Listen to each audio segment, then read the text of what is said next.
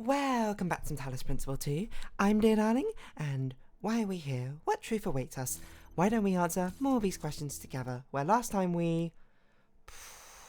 So we're in New Jerusalem. I don't remember what... Oh, we were doing... We were having a look-see at the exhibits at this place. We did one of the runs, and now we're going to be doing the other two in this episode, presumably. I don't know if we'll have much time to do much else, but if we do, then let's go have a chat with Cornelius. A1K. Hey. I was like, who is speaking to me? I didn't see anyone. Okay, so which one did we do? Was it this one?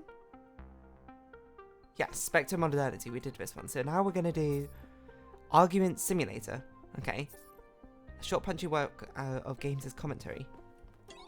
Well, let's have an argument with a machine, I suppose. I don't really know what to make of this. Start. Choose your character. Goldblum, Socrates, Library Assistant. I'm going to be Milton, the Library Assistant. Shout out to Talos Principle 1. Choose your argument. It's true, it's false, it's not true. I disagree. This is obviously incorrect. No, it isn't. I can contradict you. Oh, what? It's a fantastic argument. The premise of your contradiction is itself contradictory. I question your epistemology. Define epistemology. The theory of knowledge... The theory of knowledge, especially with regards to its methods, validity, and scope, and the distinction between justified belief and opinion. Okay. I question your axiomatic principles. This one I know, like axioms basically sort of being like foundational rules of what you base your, not way of thinking, but your whatever your system you're talking about. I know it from maths, I suppose, on. I question your ethics. I think that's straightforward. I question your metaphysics. See, metaphysics is always something which I suppose by nature of it is not something which is so concretely defined. Isn't it? It feels like a bit more wishy-washy, if anything. Anyway, let's find out what we agree on. Okay, how about that? Sure, why not? Let's find connections instead of constantly trying to build up walls between us. Okay, it feels like a good idea for us to understand one another better. Game over. Okay, sure, restart. So I guess it makes no difference who I am. Socrates. It's true. I disagree. You're wrong. No, you are. I can contradict you. I don't accept the underlying logic of your contradiction. I question your epistemology. Your question begs your assertion. The foundations of your thinking are incorrect. Your side will never be right. The foundations of your thinking are incorrect. Attack from at the core. I assert the opposite. This is obviously incorrect. I can contradict you.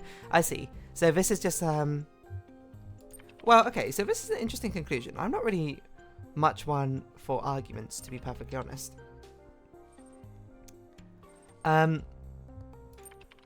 So, in principle, I very much agree with the idea. I guess this is trying to convey that the argument is ultimately fruitless, and we should be trying to sort of find the things we connect over rather than things we disagree on. But that's not to say that debates are inherently worthless.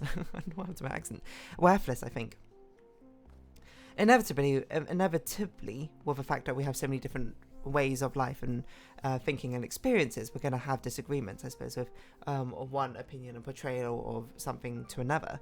So it's not to say that arguments, or I suppose it depends on your definition of argument versus debate, are inherently worthless.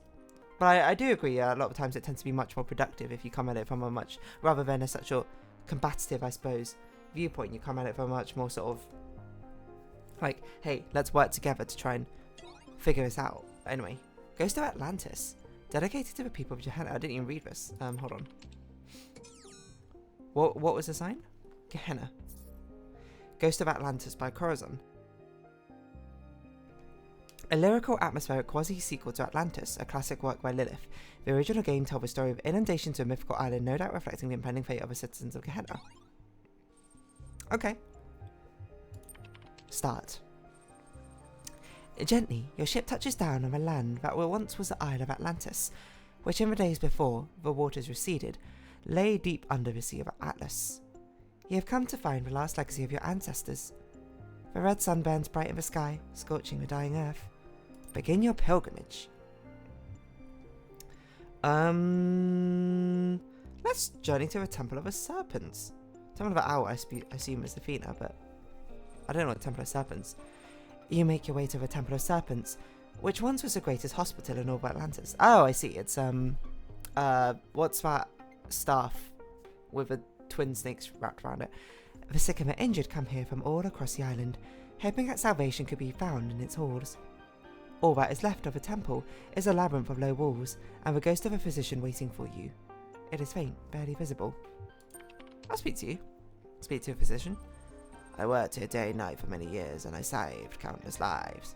The physician said, I don't know what accent this is, and yet out of the lives that I saved, only one survived the death of the island. A young messenger escaped on one of the ships thanks to another sacrifice. And I have wondered many times since, was my work in vain? The burden of his question is eroding my soul. Okay, without reading responses, my response to this would be something along the lines of, all things come to an end eventually. You just manage to give them a more fulfilling life until it reached the end. Because, like, if you take it from this viewpoint of it being fruitless, then everything is literally fruitless. Like, that's overly nihilistic. The fact that since everything will inevitably end, there is no point to anything, because what's the point if it has to finish? The point is that interim period between the moments that they would not have got to have without your intervention. You gave them an extended period to, do whatever with. And that's what matters. No, because death comes to all in the end. Okay, what I said. No, because the messenger is my ancestor. Okay. Quite a literal sort of knock-on effect of usefulness. No, because he who saves one life saves all lives. Okay, I feel like this is a bit of a fluffy phrase. No, because all lives are worth saving no matter the future. This feels loaded. All things are in vain unless we choose to believe differently. Ooh, that's actually quite close to, I suppose, what I was saying. I think this aligns much more with my viewpoint of nihilism, or positive nihilism, All things come to an end, so, make your own meaning. But, because I feel like this doesn't convey the point. The physician's eyes widen. He becomes more visible. You're right, the physician says. In my work, I've seen life and death, and I know that to the cosmos, one is the same as the other. But not to me. It is I who find meaning in life. I must choose to continue doing so. Ask a physician to join you. Are we building a party? I will join you, physician says. There's still good I can do, even as a ghost. Okay, sure. Let's go to Athena. Badass goddess of the arena. Something like that, right? God, my throat is like that. Still early mornings, probably why. The sun grows bigger and brighter. Time is running short. Your next stop is the Temple of the Owl, the greatest scientific institution of the old Atlantis. Here the ancients tried to understand the secret laws of the cosmos, although their studies did not advance far enough to prevent their fate. The ghost of a scientist awaits you in the ruins. Speak to the scientist. I have not rested in death, the scientist tells you. I have not rested in death, the scientist tells you. In fact, death has provided ample opportunity for study. I have learned much about the machinery of creation. He hesitates. I'd like to join you, but I fear that the truth I've discovered would offend and outrage many. Well, the truth should be known, I suppose. Tell him not to reveal the truth. Tell him that the time of such outrage is past. Tell him the truth matters more than anything. Tell him that outrage should not prevent compassion. Tell him to stay behind. Brave words. A few can endure the consequences. Still, even merely speaking them is bold. So I will join you and hope that you will stand by them. Continue pilgrimage. What is going on? We're just building a party for what? The Lost Shore. This is a place in Tunic. Your journey takes you to a wasteland that was once a beach where children from the Atlantean capital of Luna came to play. Here stands a ghost of a poet, contemplating the dying sun that fills the sky. Hello, poet. I never completed my great work, he says. There were too many priests, censors who interfered, who did not allow me to create what I intended, because they feared the free and true expression of poetic genius. And then come the earthquakes and the waves, and longer ages under the sea. And now is this time of burning death. Yet still I long for its completion. My soul imagines what it could have been. You must accept that your work cannot be finished. You are dead. You must refuse to accept your death and find a way of completing the great work. It depends what your great work was. If you're a poet, you can still do it, I suppose, because it seems you have sentient thought still. So this is like letting go, I suppose, with death. If we're to take this from a metaphorical standpoint, not such a literal standpoint that I was looking at, this is meant to be more about a commentary on unfinished business from your life. In which case, I would say you need to be able to accept that your work is dead. Because you are dead. And I curse you all. Time and space and people and gods too. The gods too. The ghost says angrily, Yachstamgura, one true thing I had inside me. The only true good and noble thing this wretched mind and body ever contained. I curse your indifference, your lack of imagination, and your infinite stupidity. And prove me wrong. The ghost burns bright with rage for a moment, then it's gone. Okay, so you can actually get this wrong, quote quote. A broken tower? On the journey to the north shores of the island where frozen ocean once stood, stretch a horizon, stand remains of a tower. Here lived a great magician who advised the king of Atlantis in matters of the sublime. Approach a tower. There was very little left of a once impressive structure. To anyone else it would be a pile of rubble covered in black, dried out moss. But you can see the glimpse of its past, of a craft that went into its making. By the tower stands a ghost of a magician awaiting you. Speak to magician. A great marvel was revealed to me in this tower, the magician said. A glimpse of a sublime, and although I am dead, my soul has spent an eon under the sea, and that vision is not lost to me. Even now I can summon it and reveal it fully. He pauses. If I do, I will finally witness the sublime in all its glory, he says. But I believe that in this moment, my soul will be annihilated. Is that a fate I should embrace or reject? Annihilation of a self is liberty. Annihilation of a self is sin. What?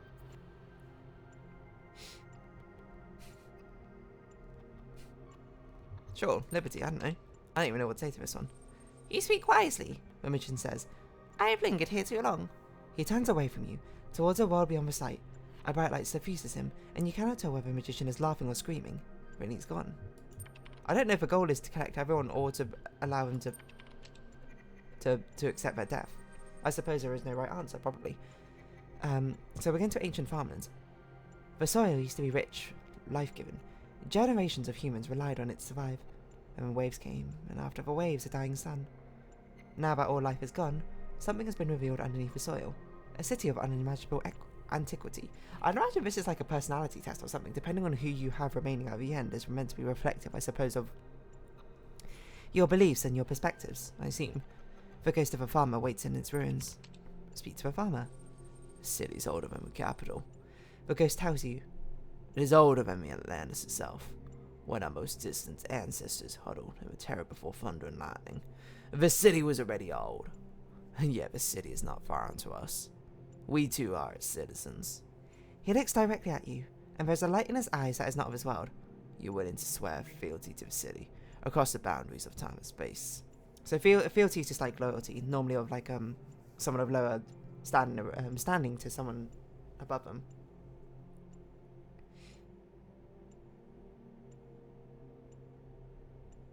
We too are its citizens, across the boundaries of time and space. No. I don't know the city. You can swear your fealty to it. I don't think it's fair for me to. Not when I have no context of its existence. The city will not be there for you when you need it, and you will fail. But you are young, so very young. You'll find the city elsewhere in time, and have another opportunity. But ghost fades into nothingness. I don't know much about this city, I suppose. So it seems a bit strange. The palace once stood at the very heart of Luna, the capital of Atlantis. Here the greatest artists and craftsmen of that long-forgotten era built marvels and luxuries that would astound even a traveller from a distant future. But these things, like everything else, are gone now. Only a single remnant of Atlantean world remains, though it is perhaps the most precious. A great mosaic telling of the history of Atlantis. Before it waits a ghost of a king, so presumably I was meant to try and keep everyone. I mean, I feel like it's kind of obvious which ones would, well, actually, to be fair, the first two I think were a little less obvious what would keep them, but the others have been all very obvious which ones they keep. I was just true to myself, I suppose. Speak to the king, and thus may my judgment be true. I've tried to be a good man, the king says, to be kind, to balance justice with mercy, to honor the gods and support the peasant and the scholar alike. And yet I failed. Why? You failed because you are moral and Mother Earth punished you. You did not fail, we are here. All kings must fail, but it's not your fault that you were born a king. You failed because you put yourself above others and hoarded luxury. This is probably too depressing, but you did not fail, we are here. The king is comforted by your words. You speak kindly, he says. I know that I am not without blame, but in the end I chose to save others before myself. So perhaps you are right. I did not fail entirely. Ask a king to join you. The king lays his ghostly crown aside. I will join you, but only as a man. Examine the mosaic. The mosaic is a work of superb beauty, a great work of history and humanity. In it you see reflected all the hardship, tragedy, hope, triumph, and heartbreak of your ancestors. This is what you came to find. Retrieve a mosaic. You cannot retrieve a mosaic alone. The force of time too powerful, and the strength of a single person is not enough. Do we have enough ghosts? Even with help of a ghost, you cannot entirely pry the mosaic loose from a morass of history, but you succeed at removing a large part, depicting the golden age of the island. It'll have to do. I see. A strange but bittersweet feeling fills your heart as you return to your ship. You did not fail, yet so much was lost. Could you have done better? As the sun engulfs the earth, you wonder what will be remembered of your own time. Right, okay, so now let's do a good run. Let's actually recruit everyone, because I don't see why not. I guess I kind of forgot the plot was we came to find the last legacy of our ancestors, right? So really I should have been trying to preserve the people. So this is a wizard. We're going to tell him to self-annihilation is a sin. Or annihilation of self. What is like annihilation of self? I got it in this mode to like be the destruction of who you are as a person. Oh, literal suicide. Okay, never mind. I was thinking too metaphysically. Annihilation of a self is a sin. But rejecting the quest for the sublime is also a sin, the magician says, hesitant.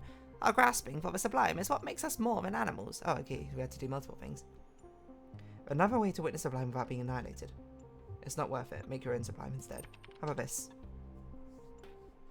The magician thinks about your words.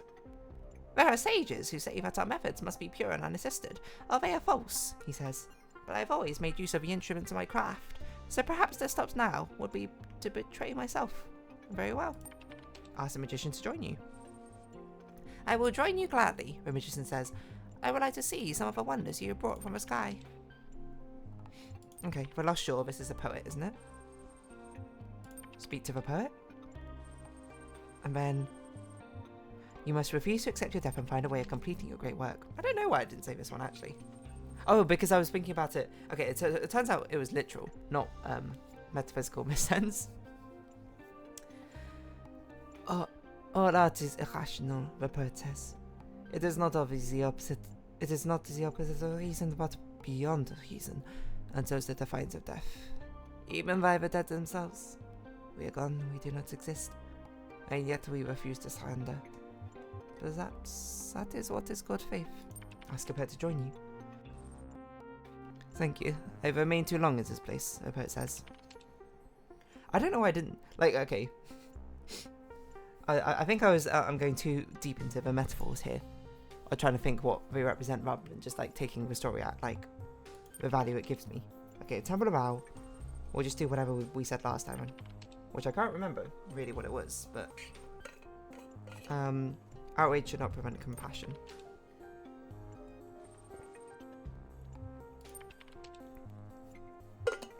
So just drinking some water. Talk to the serpents. What did I say about this one? Oh, you can explore the labyrinth. That's interesting. I'm still going to speak to a physician. Maybe you can get a different ghost. All things are in vain. Yes, this one. Okay, and now we just need to go to a farm and pledge fealty to a city which... Well, actually, to be fair, our ancestor's city. I also forgot that we had a connection to this place. Rather than just being some sort of investigator. Yes, okay. Yes. Good. But remember that even in lovely world of the stars, where you come from, that loyalty will be tested. Strange light fades on Ghost form. The farmer smiles. Well, of course, I'd love to join you. I'd always loved adventures, you know, and I never got very far from home. As we journey to the palace, we speak to the king. We say, King, you are not without fault, but it is not all your fault. You do not fail. We are here. The king will join us, but as a man, and then examine a mosaic. Retrieve a mosaic. Good ending. Ask the ghost for help. With the help of the magician, the scientist, the poet, the physician, the farmer, and the king, you pry the mosaic loose. Holding it in your powerful metallic arms, you are filled with awe of the depths of history, the bittersweet beauty of human endurance, and above all, the miracle that allows you to be part of your distant past to survive. Nice. As you return to your ship, your heart is filled with a soaring joy, such as you have never felt before. In this moment, humankind stands defiant before time. Today, the past is redeemed, transformed, exalted.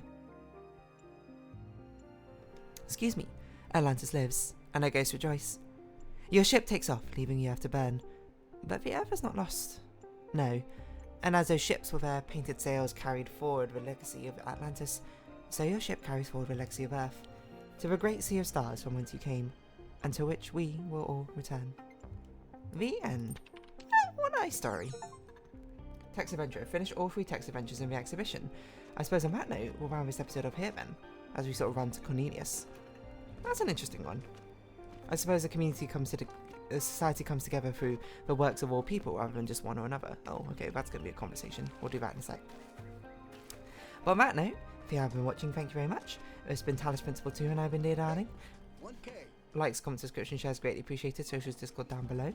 Hope we see each other again, but for now it's our farewell. So, until next time, bye-bye for now. What are you talking about?